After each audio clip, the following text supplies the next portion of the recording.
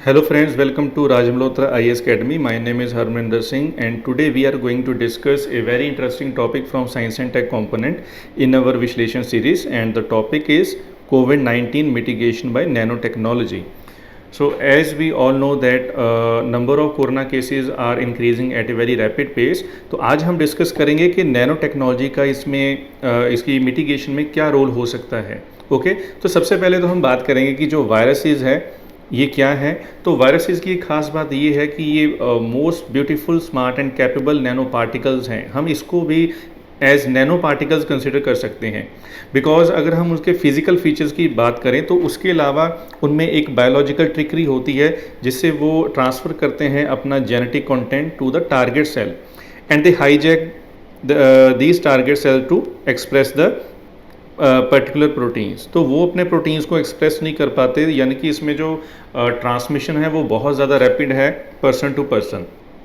दूसरी बात ये है, अगर हम इससे पहले बात करें तो पास्ट 20 ईयर्स में बहुत सारे ऐसे वायरस आए हैं जिससे हमें वार्निंग मिली थी, लेकिन हमने उनको समझने में थोड़ी गलती कर दी।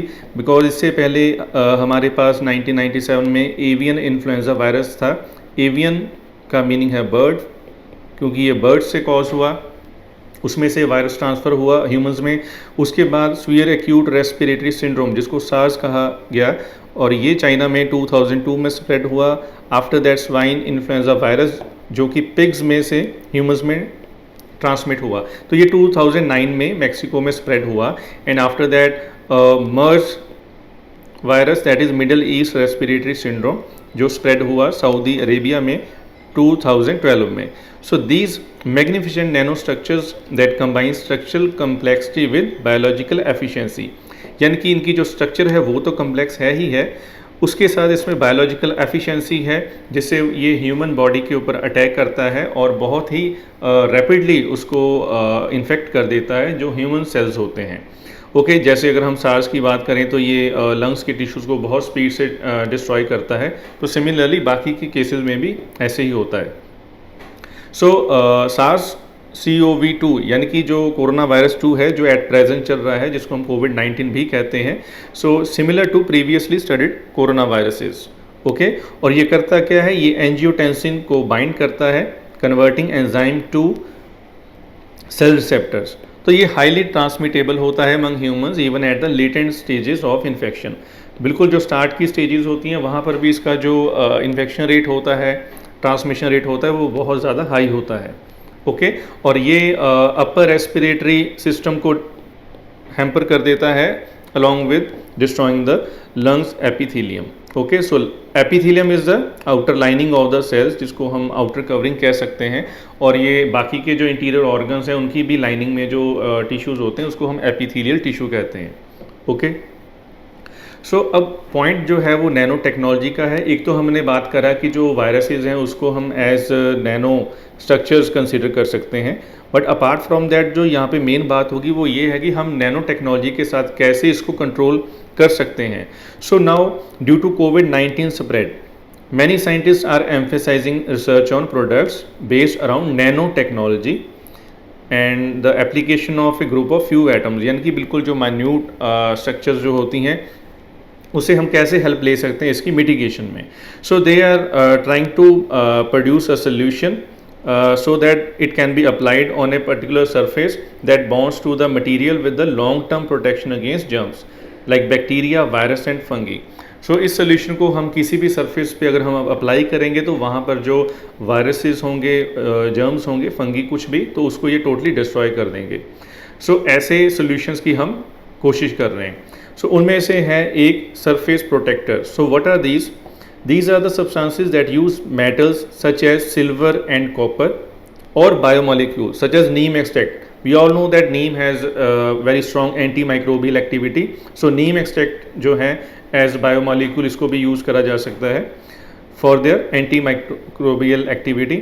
और cationic polymers, cationic का मीनिंग है जो कि पॉजिटिवली चार्ज होते हैं, in combination with chemical compounds like ammonia plus nitrogen that can be used as a long lasting protective coating. So यहाँ पर जैसे हमने अभी बात करी है कि हम एक सोल्यूशन बनाना चाहते हैं, तो इस सोल्यूशन में हम क्या यूज़ करेंगे, सिल्वर, कॉपर जैसे मेटल यूज़ करेंगे या फिर बायोमॉलिक्यूल जैसे कि नीम एक्सट्रैक्ट हो गया, तो उसको हम केमिकल कंपाउंड जैसे कि अमोनिया है, नाइट्रोजन है, उसके साथ ऐड करके एक प्रोटेक्टिव कोटिंग बना सकते हैं। And that protective coating can be spread on metal, glass, wood, कोई भी सरफेस हो उस पर हम अप्लाई करेंगे। Okay, and that can last from a week to 90 days depending on what type of surface it is used on. तो ये किसी भी सरफेस के ऊपर इसको अप्लाई करके हम उसको वायरस फ्री या जर्म फ्री बना सकते हैं। सो IIT दिल्ली ने एक कंपोनेंट बनाया था, एक कंपाउंड था N9 blue nano silver in 2013। So this compound has high potency than many other metals and polymers to catch and kill the bacteria. So इसको यूज़ किया जा सकता था बैक्टीरिया के against, but now this compound has been re-evaluated and reformulated to work against COVID-19. तो इसको हम redevelop कर रहे हैं।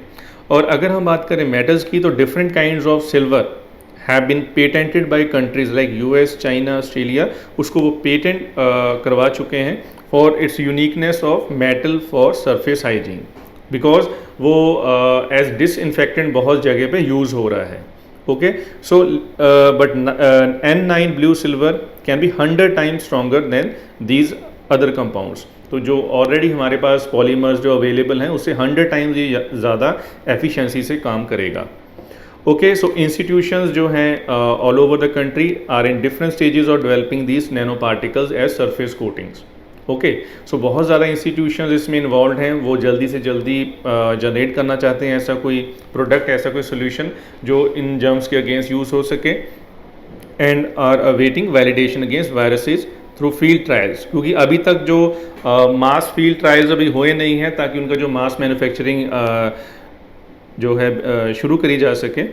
सो these are the some products that have been tested by private labs either in India और abroad. Okay, so अभी तक government level पे इसमें कोई ज़्यादा एक्शन नहीं हुआ है।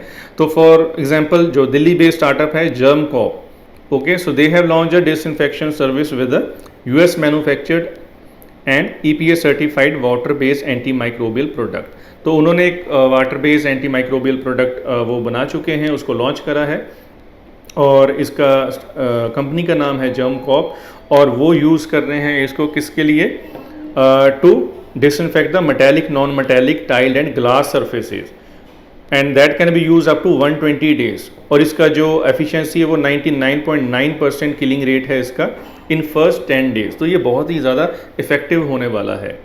और अगर हम नॉर्मल डिसइंफेक्टेंट्स की बात करें तो इनमें होते हैं अल्कोहल, फॉस्फेट्स, हाइपोक्लोराइड सोल्यूशन होते हैं जो कि हम हाउस होल्ड्स में यूज़ करते हैं, लेकिन इससे काफ़ी ज़्यादा एफिशिएंट कंपाउंड्स अब हम नैनो टेक्नोलॉजी से बना सकते हैं। So the solution lose a function as a evaporate quickly. अब ये जो कन्वेंशनल सोल्यूशंस हमारे पास ऑलरेडी अवेलेबल हैं, इनका जो मेन जो बैकग्राउंड है वो क्या है कि वो जल्दी से वेपोरेट कर जाते हैं जैसे ही वो एक्सपोज होते हैं टू UV लाइट, जैसे कि जो नॉर्मल सनलाइट है उसमें वो जल्दी से वेपोरेट करते हैं। सो उनको फिर बहुत ज़्यादा बार अप्लाई करना पड़ता है किसी भी सरफेस के ऊपर ताकि वहाँ पर जो डिसइंफेक्शन है वो प्रॉपरली मेंटेन हो सके। सो अगर हम एंटीवायरल कोटिंग्स की बात करें तो यहाँ पर बहुत सारे क्लिनिकल टेस्ट हो रहे हैं, जैसे कि हमारे पास हाइफा इंस्टीट्यूट ऑफ टेक्नोलॉजी है इजराइल में, और उन्होंने क्लेम करा है कि वो एंटी वायरल पॉलीमर्स जो हैं वो प्रोड्यूस कर रहे हैं that can kill the corona virus without getting diminished. तो वो कोरोना वायरस के अगेंस्ट काफ़ी ज़्यादा इफेक्टिव रहेगा। और इसके अलावा जैसे हांगकांग की यूनिवर्सिटी है, Hong Kong university of science and technology also develop a new anti microbial coating known as MAP1। Okay, MAP1 that can kill most bacteria and viruses including the corona virus. तो ये भी उन्होंने claim करा है कि ये corona virus के against बिल्कुल एफिशिएंट रहेगा for up to 90 days। Okay, so these are the claims made by different firms that they have produced such solutions that can act against the coronavirus. Okay, so friend, this is all for now for this topic. So next topic we will discuss in our next video. So till then, thank you.